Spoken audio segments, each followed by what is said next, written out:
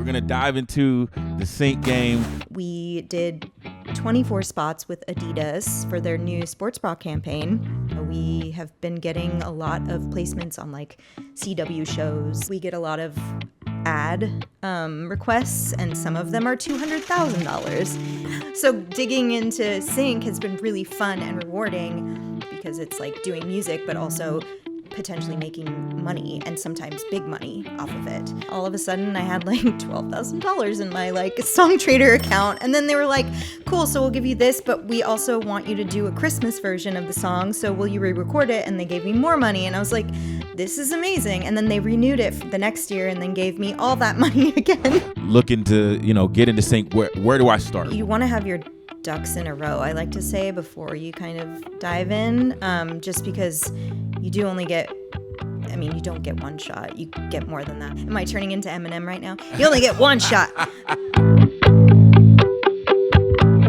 This is They're Good at That Shit, where I talk to musicians who are killing the game about the areas where they're killing it, get their advice, their best practices, tips.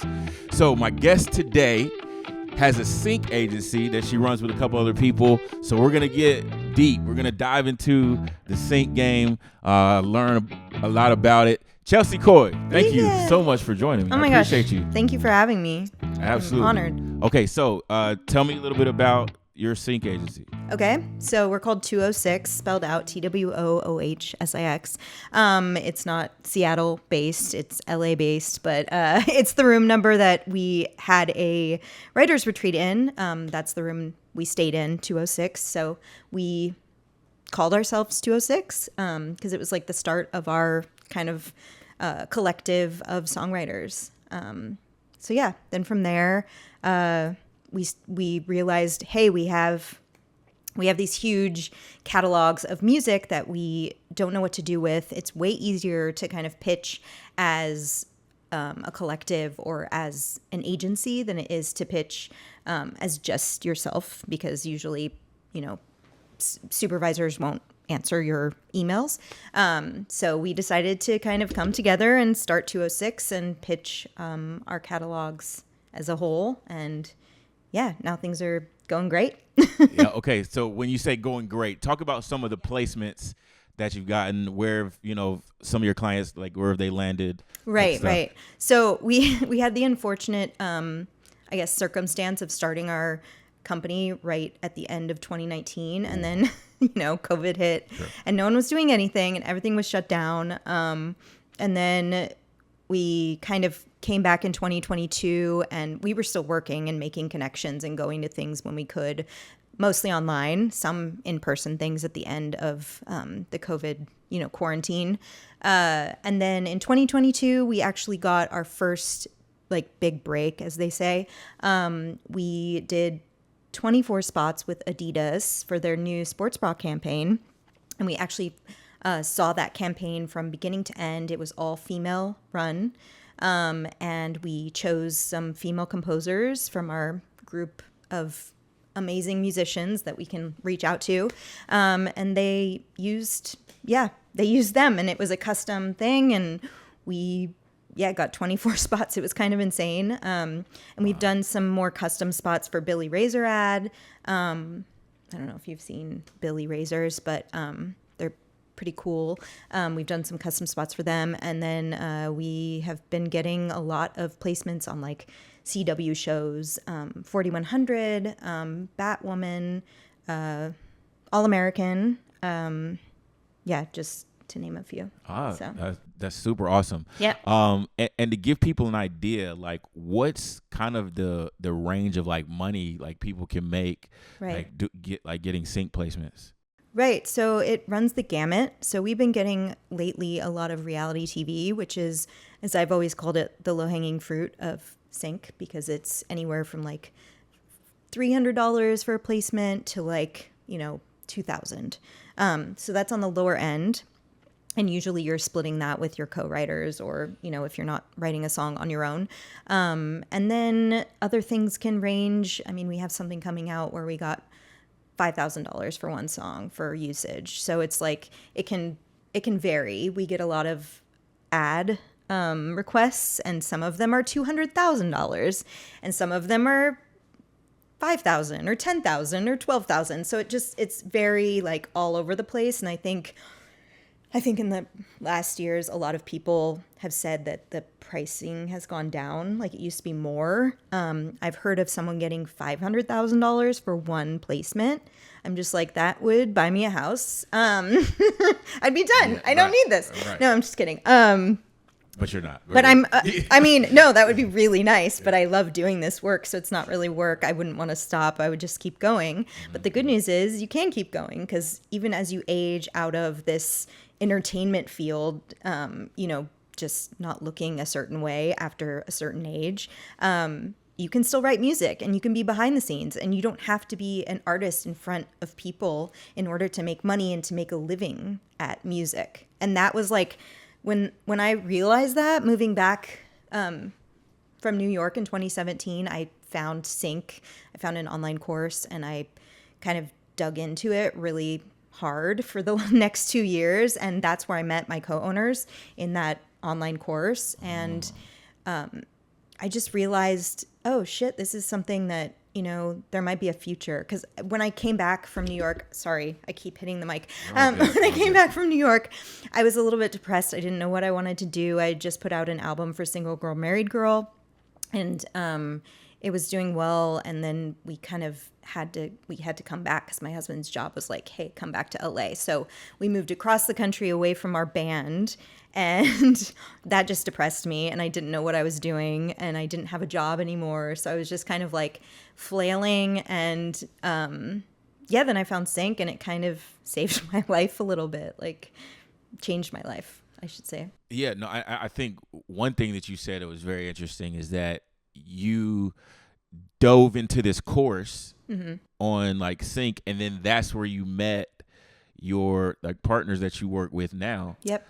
So I think that's just like, that's very cool that like once you started to like do the work to like look into like and learning more, educating yourself, right, then that's when, these like kind of doors started to like open up. Yeah, it's all about being curious. I've been married for 15 years. What am I saying? And we don't want to have kids. So it's like, I fully embrace the curiosity of life. Like I'm learning new languages right now. Like I want to learn everything that I can, because I'm not a mom and I don't have kids to like raise.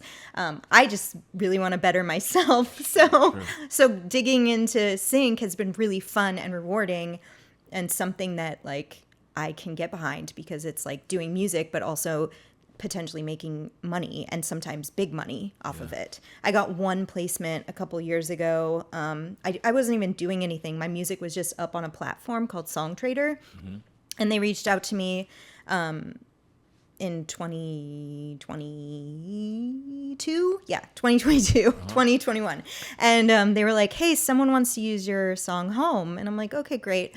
That's cool. And then months went by, nothing happened. And then all of a sudden I had like $12,000 in my like Song Trader account. And then they were like, cool, so we'll give you this, but we also want you to do a Christmas version of the song. So will you re-record it? And they gave me more money. And I was like, this is amazing. And then they renewed it the next year and then gave me all that money again. So it's just like, okay, this is awesome. Like it's not a hobby anymore. Like I'm actually making enough money to like say that I'm doing this, right? Like we've all been doing music as a hobby pretty much for many years and like writing it off on our taxes. And now I'm like, oh, this is actually like, now you can see that I'm like making enough money to, sustain this for a little bit longer at least. Awesome. No, that is amazing. Yeah. What languages are you learning? So I was curious. Oh, about that. I'm learning French right now. Cool. I'm learning French. I do want to brush up on Spanish because I took that for like 10 years, 15 years growing up. And then I want to learn German. Awesome. So I have many. Yeah, I'm kind of the same way. So like over the pandemic, I kind of dove into Spanish, took a lot of Spanish lessons. So like, yeah, that's awesome. I can like, I'm a little rusty now, but like at one point I can really like hold a conversation in Spanish. Anyway, that's super back cool. to back to sync. So okay, let's say I am, let's say I just moved to LA and I'm just kind of like, I don't really know shit about the music industry and I'm just, still trying to figure things out. Let's say I'm I'm a pretty talented singer-songwriter, whatever. And I'm interested in ways I can make money off of music, looking to, get into sync. Where do I start? What do I do? How can I get into it? Yeah. So a lot of people come and they're like, great, this is great. I want to make money. Cool. So you want to have your ducks in a row, I like to say, before you kind of dive in, just because you do only get, you don't get one shot. You get more than that. But it's like, am I turning into Eminem right now? You only get one shot. No, you don't want to like start off on the wrong foot is what I'm saying. Like you don't want to send the wrong things, the wrong type, like file type of music. You don't want to like send music that's not to brief. Like if someone's asking for specific music, you never want to send a song just because it may work. No, if they're asking for something specific, there's a reason. And as a company, we're seeing that other side now. So there's a reason we ask for it because it's like we get 400 submissions for one brief and it's like a lot to go through. Yeah, and there's only 3 of us. The brief is just like what the company that's looking for the music sends you. Like here's a description of like exactly what we need for this whatever we're looking for. And it could be so simple. It could be like, we're just looking for this type of music. Here's a reference. Cool. But it can be very specific. We want this BPM. We want this lyrical theme. We want this like vibe genre-wise. Like this type of instrument has to be in it. Like female vocals or male vocals. Like it could be more descriptive, and that's usually easier for people because the more, descriptive it is, the better chance they'll like be like, well, this is everything that my song is. So I guess I'll put, send it in. Sure. But yeah, if people start sending in stuff and they're not even reading the brief, like we can tell, and we're just like, oh my God, they're on our strike 1 list. They're going to be on strike 2 if they keep doing this. So yeah, I would say get your ducks in a row. Definitely have the right files. So always have an instrumental. I know a lot of artists do not get instrumentals because I was one of them. Before I got into sync, I was like, cool, I have these albums. I can use them. No, I can't because I can't go back to the mastering engineer to ask them for it because they don't have this shit anymore. So it's like, if you have a hard drive, maybe they can, but you'll have to pay them.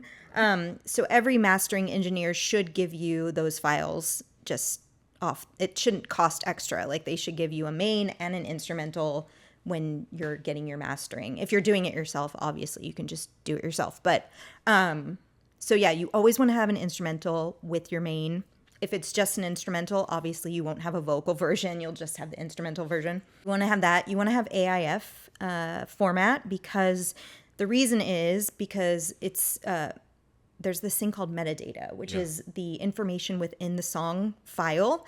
And the only formats that hold metadata are AIFs and MP3s, but you don't ever want to send just an MP3. You always want to send a high res, unless someone asks specifically for like an MP3 or a WAV. Always send an AIF because might as well. It holds the data. It's a high res format file, and you don't have to like give them more if they won't have to come back to you to ask for it. And supervisors are even busier than agencies. Like they don't have time for bullshit. If you don't give them what they need like right away, they will move on to the next person. So, and there will always be another person like in waiting. And when you talk about metadata, yes, explain that. So metadata is the song title, the PRO info for all the writers, the names, like the legal names in your PRO, and then the percentages of each person. So writer and publisher, you have to account for 200% of the song. I know this is very confusing because ASCAP only accounts for 100%, but BMI accounts for 200%. So we go off the 200% model, which means 100% writers, 100% publishing. So just make sure you're accounting for all of that. So you would just double it for ASCAP if you're doing that. And then what else? The BPM, sometimes, it's super helpful to have that all filled in just so we don't have to go back to artists to be like, hey, what's the BPM? And also it helps when you're searching. Some people are very specific about what they need, and it's like the BPM has to be this or greater. So we could put in the BPM and pop the songs up. Keywords. So keywords are very helpful because when we're searching, again, we have like, now I think it's like 800 artists on our roster and like 5,000 songs. So it's really hard for us to remember all of the songs, obviously. So we do a lot of searches, and like, I'll ask my co-owners, hey, do you know anyone that makes this? Just so I'm making sure that I know I've gotten to everyone in our catalog.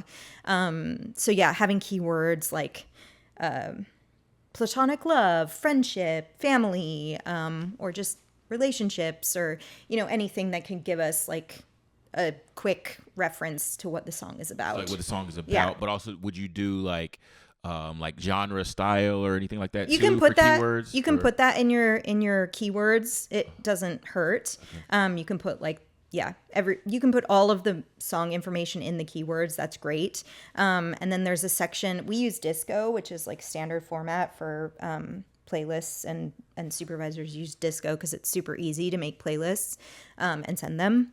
And within Disco, there's like different areas that you can fill in, and there's a composer, there's a genre section, so you can put the genre in there as well. There's a section for lyrics, which you always want to include lyrics because that's also something that comes up a lot. Like, this song has to have lyrics about this. It has to be like, it can't be, they're like, we're looking for a platonic love song. People always send like just love. Like, no. Yeah. Platonic love is friendship, family, like that other kind of love. So you kind of have to go through a lot of lyrics and figure out like, okay, this song can be used. But yeah, just having all that already to go is huge. You're already like ahead of the game, honestly. Like, I have so many talented friends, and I'm like, get your shit together, because I can't pitch your music until you have it all in this like package.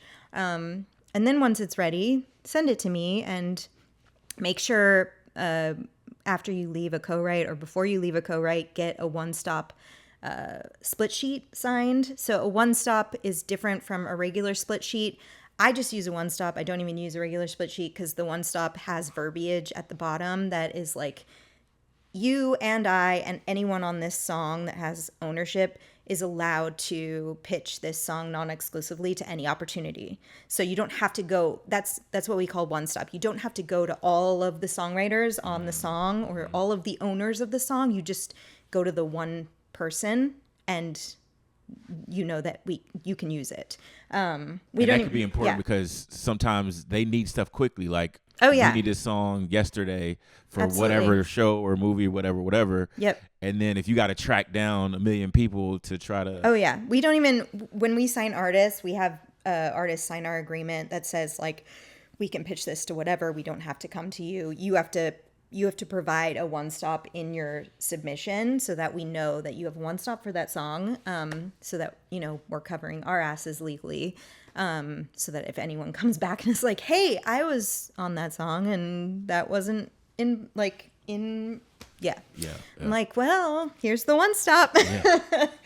So, yeah, I highly recommend getting a one-stop signed first. And then if you have anybody that you've like hired to be on your album that's not a songwriter or doesn't own the master or anything, I would get like a work for hire signed. I've been really bad about that, but because then they won't have any kind of legal claim on the song. Exactly. And people get weird about money, so like, just cover your ass now. Do it all. And you should be good. Yeah, if your song pops up in a big TV show and then all of a sudden Yeah. they're like, oh, well, I did this, and they want to like come after Exactly. you for whatever. Exactly. Yeah. Okay, so if I'm trying to get into sync, I should get on disco. Yeah, it's not, I mean, to start out, it's not necessary, but I recommend it. It's like $120 for unlimited songs for artists. So you might as well. It's a yearly subscription. Okay. And it's great. It's super easy to send music with, and like I love it whenever someone sends stuff through disco. What else? Yeah, I you can use Dropbox and like Box, but not many people use it now. Got it. So if you're constantly pitching music, I highly suggest disco because, yeah, it's super easy. Yeah. So, and if you're trying to get into it, it would kind of behoove you, or it might behoove you to have your songs just on disco and ready to go. Because you can make playlists. Yeah, everything should be uploaded and all the metadata in there so that if someone asks for something, you can just pull those songs into a playlist and send it off. It's super quick. You don't have to like be like, where's my shit? And like put it all together. Yeah. And I forgot another important thing is when you are making music, don't use samples. If you're trying to get into this game, samples are a huge no-no. Just because there's a lot of legal shit that goes on with samples and you don't want to get in that game. So if you're going to be using like Splice samples, which everyone says is okay, no, change them. Like change them around. Either reverse them or make them sound different than what came in the package. Just because, you don't want to like mess with that. Interesting. Yeah, because I know, like, just in terms of just like, taking an old school song and like, changing, making the beat, like I know that would be kind of a no in terms of like sync, but like Splice samples, it's interesting that you say that is an issue too. It's a gray area, so we kind of try to stay away from it. It's just because legally it's hard to tell. So what we tell people is like at least make it something that doesn't sound exactly the same, like change it, like change a note or reverse it or slow it down or make it a different key or, just do something so that it's a variation of the sample. Got it. Okay. Yeah. Okay. So, all right, get on. So I get on my disco. I got my songs. Got your shit together. I got all the metadata. Everything should be in your PRO, which I hope you all are doing already. You should be registering your songs as soon as you write them, and then, and then if you release them, put it on MLC and Sound Exchange because you can be making money off of stuff that's been released. So don't just let it sit there. What else?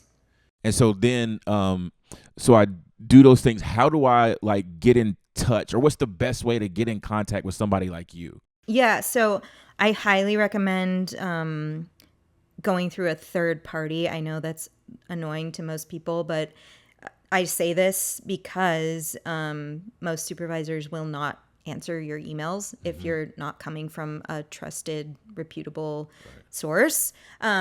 So we made those connections. That's what basically you're giving us a cut of your upfront fee for. We have those connections. We've been cultivating them for like years. People trust us and we get into their inbox. As an artist, you probably won't have that same, relationship. If you have a relationship with the supervisor, great, send it to them. But yeah, licensing agencies like mine, and there's thousands of them. You can look it up. I think there's lists everywhere, although I don't think we are listed on most of those lists, but that's funny. Okay. We don't really take unsolicited, material, but yeah. Okay. So you say you don't take unsolicited material. How do you get your clients? Just kind of like people you've known and hear about, like kind of. Yeah. So, we have a Facebook group. That's what we send everyone to.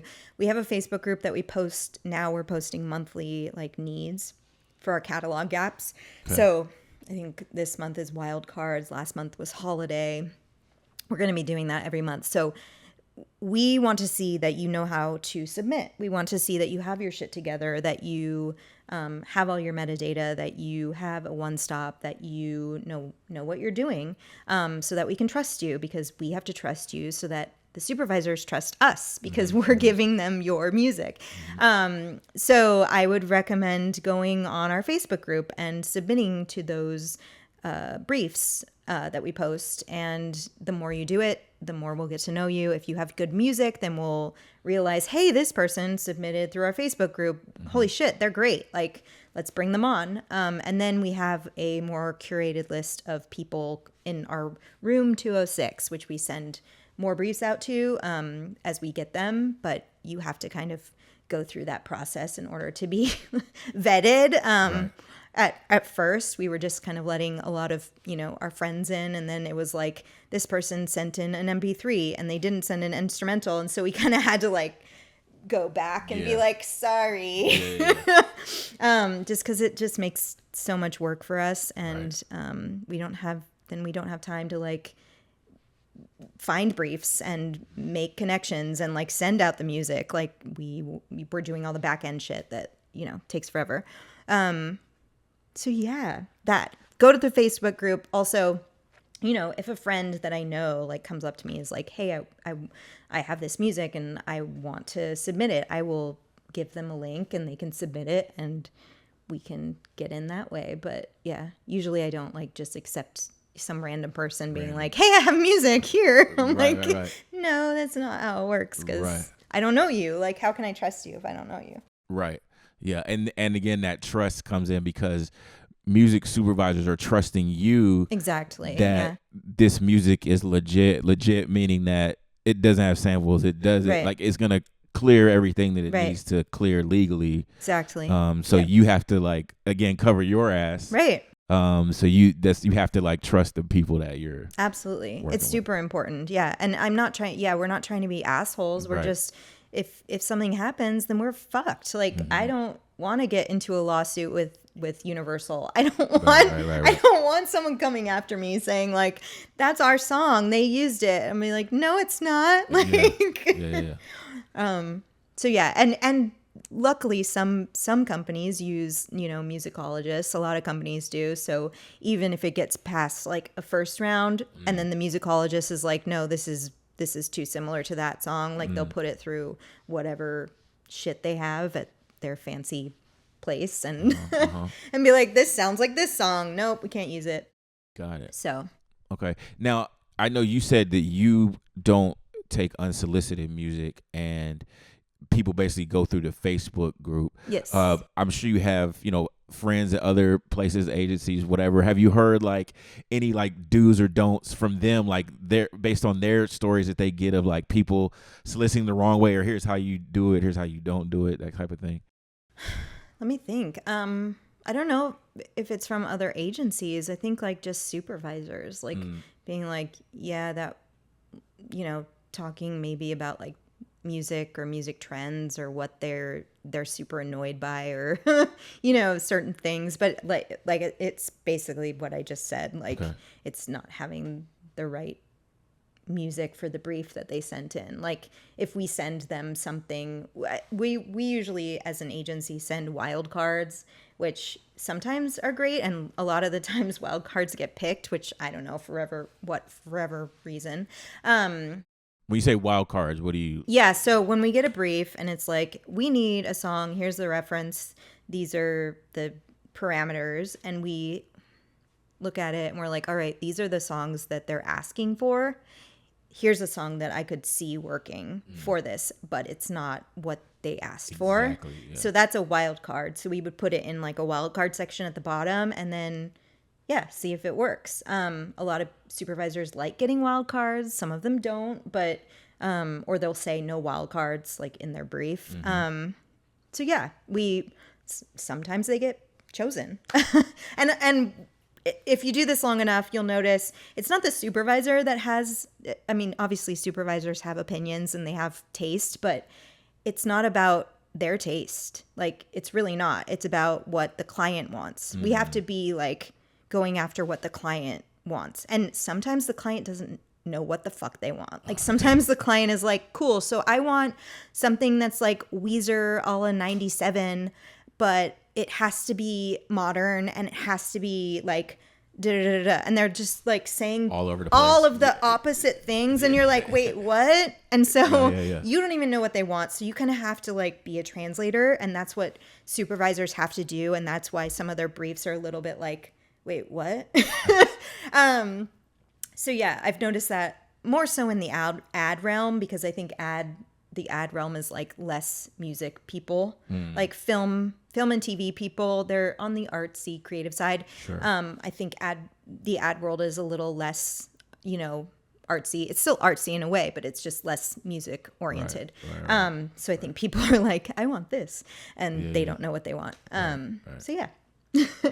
It's funny. You have to speak the language of sync sometimes, which is weird. Yeah.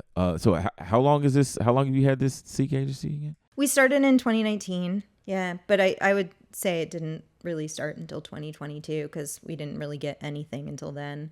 And then the strike happened last year, and that was like a year of nothing. We got a few things at the beginning of last year and then nothing.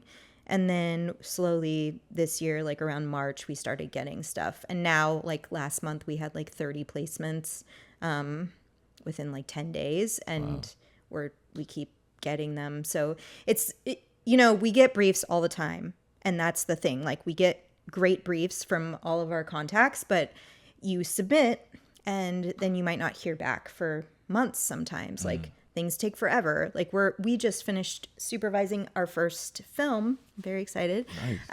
And we're actually going to be starting on 3 shorts, and so that's going to be cool because we want to like dive into the supervision world as well and get those like credits behind our belt, and just so we can see what's on the other side as well. Just be more empathetic to what the supervisor's needs are. So yeah, we just finished supervising a film, and I think like a lot of our music is going to be used in that film, so that's great as well. And we just keep getting reality TV shows, and like I said, we have a song on a docuseries that's coming out, and what else? I don't know. There's a couple things in the pipeline. We just had a Baskin Robbins like internet spot. We had a spot with Michael Kors. So it's kind of exciting. Yeah, that is absolutely exciting. Sounds like too, like since things have come back from the strike, sounds like it's a good time to like maybe get into sync or to. Yeah, I've heard a lot of differing things. A lot of supervisors are like, it's so slow, but we haven't had that experience lately, so that's good. Maybe because we're trying a lot of different things and we're not just sticking to one like avenue. I mean, like in terms of like commercials, exactly, reality TV, film. There's different avenues within sync. It's TV, film, so that's like everyday songs, pretty much. Artists, whatever. Maybe you submit a song and then it gets used in All American. Those are usually like all ready to go songs. And then there's promos and trailers, which are like, you've seen a trailer. It's very bombastic. It's very like, poo, poo, poo, poo, poo, poo. Yeah. But then there's music like, like in the background, and it, just keeps going on and gets louder and louder, and you're like, oh my God. But there are trailer houses that do those, but then also we have done a bunch of trailer briefs as well. So that's another thing. And then promos are like, if you see NBC or something, like they do a promo for like all their shows on a Thursday night, like that's called a promo. So you'd see like a song, usually like a emotional, like heartstring song, like on that type of thing, or like a sports promo for an ESPN thing. So those are places also that you can get music. And then there's ads, and ads are just kind of another whole animal. A lot of the stuff is custom. A lot of stuff is instrumental only because there's voiceover. But yeah, it's just it runs the gamut. Like there's always trends in all of sync. There's trends. Like one minute everyone's asking for Lizzo, and the next minute everyone wants Boy Genius, and like, so you kind of have to like decide what the trends are, and as you watch TV, like do your research, like, oh, there's a commercial with that kind of song, like that's like my music, like maybe I should find an agency that does, you know, their ads or whoever works with them. So yeah, and that could be a way to maybe get in if you've done that research.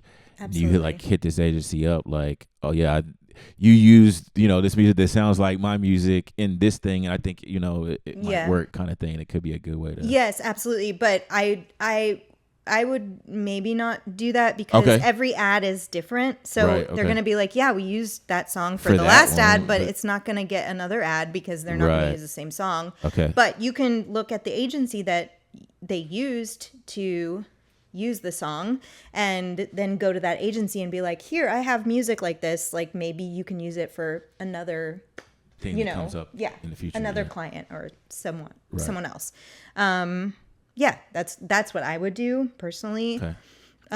But and then let's talk non-exclusive and exclusive. So the two agreements you can have with agencies. We are a non-exclusive agency, which means you can pitch your music to other places, and we just pitch your music as if, you know, it's ours, but it's also other people's. That is great for the artist. I think we did that because we are artists ourselves, and it's artist friendly, and all of us have our music in multiple places.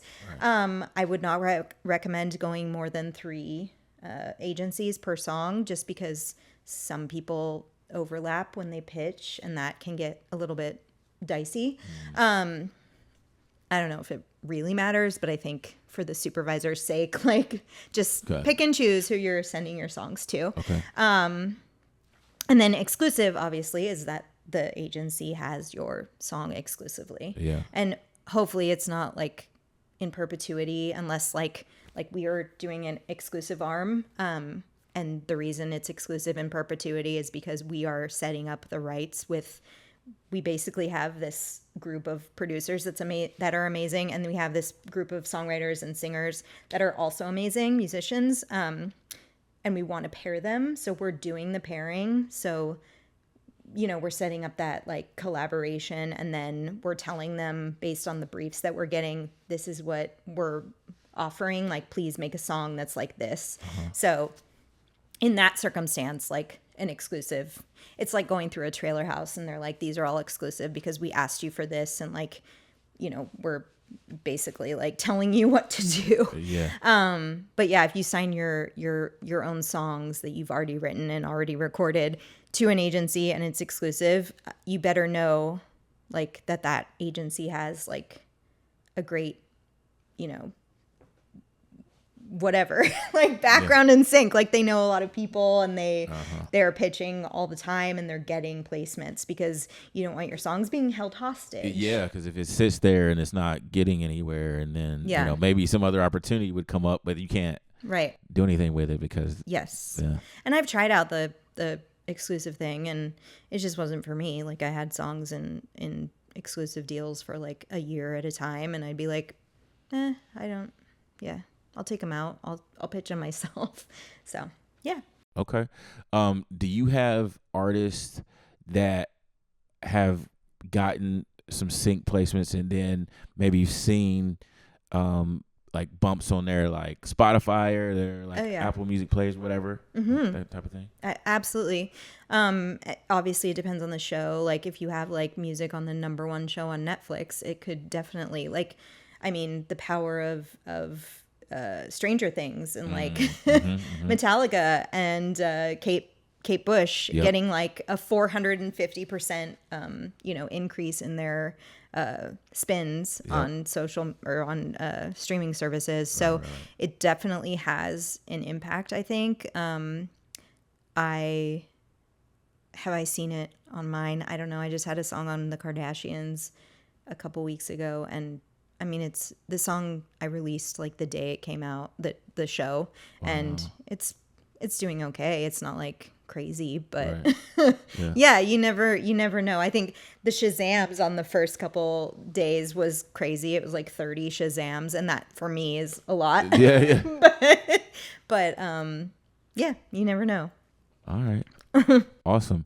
So let's talk a little bit about your music too. Like you play banjo. Yeah.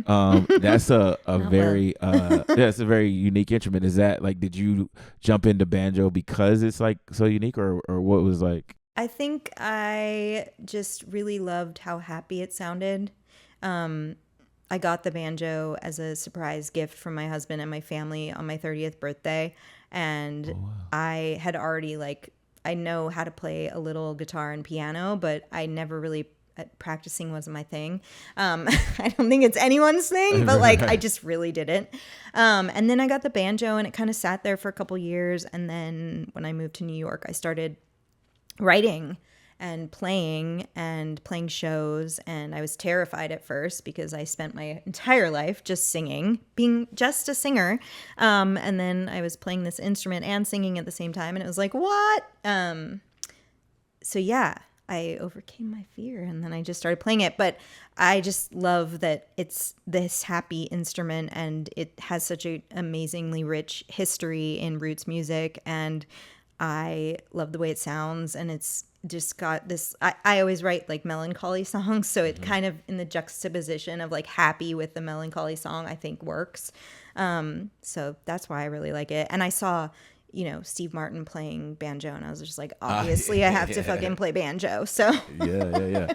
How did you overcome that fear? You talk about the fear of like, it just, you hadn't played and sang at the same time. I think it just takes practice. I mean, it's like the more you do it, the easier it becomes. Although I go like months without playing live, and then I'm like scared all over again. But yeah, I think I'm more scared of like fucking up than I am of anything else. So it's like, than I am of like, will people like this song? Right. Which is funny. It's like right. You should care more about the song versus like if you're playing the wrong notes. No, I understand, because I have kind of a similar thing with the keys, because I was like, before the pandemic I was like rapping, and then and like I played keys basically for like a year as a kid, took lessons, and then kind of like left it, and then like didn't play for a long time, and then really like over the pandemic, like right before the pandemic, I had songs where I started singing, as opposed to rapping, and so like right before the pandemic happened is when I started doing these singing songs, but I never really got to like perform them or anything, because of the pandemic. So over the pandemic, basically, I was just like, let me like dive into the keys and like, kind of be able to accompany myself. Right. It was your sourdough bread. Yes, exactly. So, so that was kind of like the thing. So yeah, it was a similar kind of situation. Right. So that was cool. Chelsey, thank you so much for joining me. Of course. Any like parting, words of wisdom for, anybody looking to get into the sync game? I would just say keep going. Everyone says this, it takes 4 years to get your first sync. I don't know if that's the same for everyone, but all the people I know, it took about 4 years to get your first sync. For me, it was 4 years. So don't get discouraged. It takes a while, and then once you start getting them, it's great. They keep coming, and then you start getting royalties, and it's like, cool, now I get like the back end stuff too, which is just a bonus. Awesome. Yeah. And so and there's, and kind of like you said, like you talked about at the beginning, like, oh yeah, now I can make a living like doing this. Like there's people who they get briefs, they write songs, and then they send them in, and that's kind of all. That's what they do. Totally. There's a lot of people doing that, and I used to be one that writes to brief, and I do sometimes, but it's just not what I love. I love just writing songs to write songs, and if they work for sync, then that's great. Cool. And I think a lot of people are saying to be authentic these days. So I just stay true to yourself. Don't change because it's on trend. Like always bring yourself to the writing session. Yeah. That's great advice. Yeah. All right, Chelsey, thank you so much. Yeah, I appreciate you. How can people find you, like social media or whatever? Yeah, I'm Not So Coy, NOTSOCOY on Instagram. You can find all my handles on there. I'm Single Girl Married Girl as well. That's my Americana band. I also put out music through a band called Chex, which is indie hip-hop, indie pop hip-hop, and then my company is called 2OhSix. So yeah, you can find me all those places. Get a Facebook group, hop in there and start seeing the briefs and totally. And you do have to, you just have to answer a few questions to get into the Facebook group, but yeah, no big deal. Okay. Yeah. All right. Thank you so much. Thank you. Hey, what's up, y'all? It's Broadway, the host. If you got something out of the episode, definitely go ahead and hit the like button. Also subscribe and turn on the notifications so you can get notified whenever we drop new episodes. If there was something specific that you learned or found interesting, put that in the comments. Also, if there was something that you thought you were going to learn more about, wanted to hear more about, and you didn't, put that in the comments as well. We can use that to make these episodes better going forward. Thank you again for checking out They're Good at That Shit.